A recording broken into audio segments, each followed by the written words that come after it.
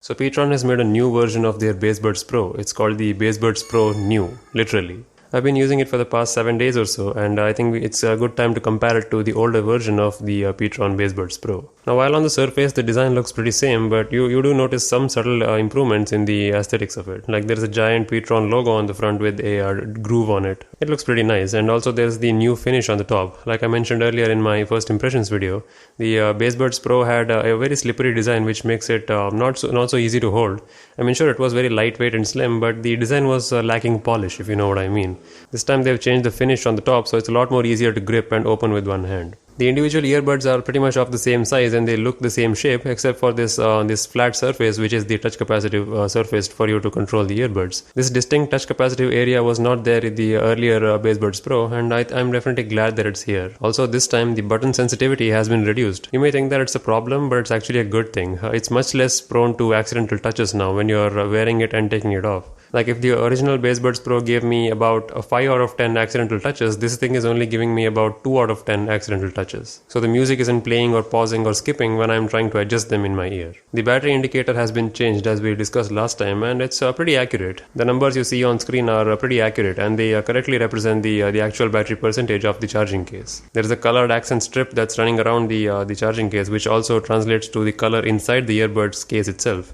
I think it's a pretty stylish touch. It doesn't really matter, but if you care about colors, then go with the red one. The black and red combination looks really good, but this blue one does not. The in-ear experience is very similar to the original Basebuds. They feel light and comfortable in your ear. What has been drastically changed is the sound quality. While I complained that last time around the original Basebuds Pros had a pretty low bass and high treble that make them sound pretty sharp, this time around things are a lot more balanced, and as I discussed earlier, if you have a equalizer with you, you can balance them even further. Basically, the new Basebuds Pros have very balanced bass and mids and a pretty good treble, and they sound a lot softer and pleasing to your ears than the original Basebuds Pro. I did try them with many different applications like the PowerAmp Pro music player that I use to play offline music, or even Gaana that I use to play online. Both of them work great with the built-in equalizer on these things. Just make sure that the earpods fit in your ear perfectly before you start playing music to have the best seal and best sound quality, because these earpods are pretty slippery. Just like the original Basebuds Pros, these don't exactly fit well in everyone's ear, so it may take some time for you to get to know how to wear them properly the first time. That's what she said. The 300 mAh built-in battery lasts a surprisingly long amount of time.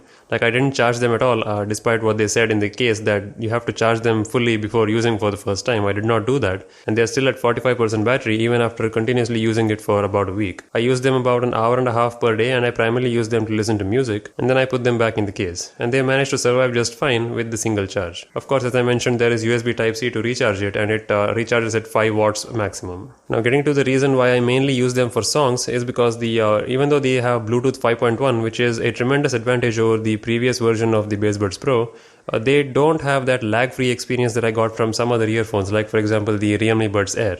These earphones are not actually lag-free, what I would expect from a Bluetooth 5.0 earphone. Even while playing videos or playing games, I could still observe some kind of delay, like it wasn't instantaneous. My phone has Bluetooth 5.0 support, so it should have worked perfectly like Realme Buds Air did, but this did not. Now don't get me wrong, the audio delay has been greatly reduced as compared to the previous generation of the Basebuds Pro, so I am definitely happy with what I've gotten, but it's not up to the level where Bluetooth 5.0 should be performing. I'm not sure what the reason for that is. And yeah, these things have microphones as well, so you should be able to use them for phone calls, right? Well, here's the audio quality that you get from the built-in microphone. And in case you're wondering what the phone call quality would be like to speak with these earbuds in your ears, well, this is what it is.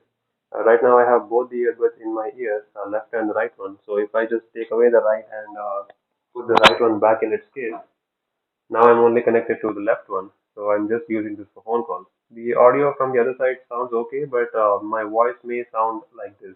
And yeah, that's the reason why I don't use it for anything other than listening to music. I can't play games on these because the delay is still there even though it's reduced, and I can't use them for phone calls because my voice barely sounds any clear. I mean, I get it, they are in-ear earphones, they are far away from your mouth, so the audio quality won't be that good unless you're speaking very loud. But frankly, for the price, I'm very happy with this. And one of you asked me in the comments about water resistance. I don't know why you asked me that because they haven't advertised that anywhere.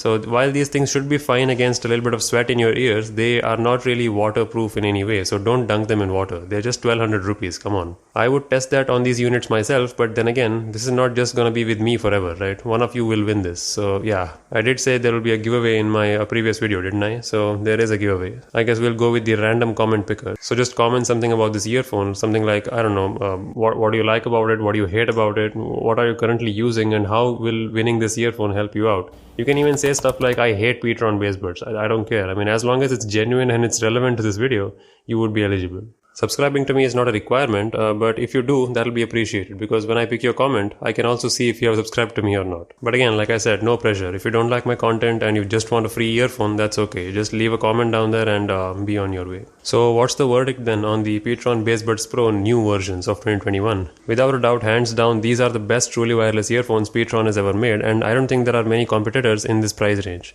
I mean, sure, there are some options from Boat, I guess, but I don't recall hearing many good things about them. These are way better than anything that we've checked out in 2020, even the older Bass Bud series. So if you're looking for an earphone under 1300 rupees, then these are my new recommendations to you. So yeah, I guess I'll leave it there. Again, leave your thoughts, suggestions and questions in the comments down below. I guess we'll pick a winner in 10 days for this thing. Share this video with your friend if you'd like, and yeah, that's about it. I'll see you soon.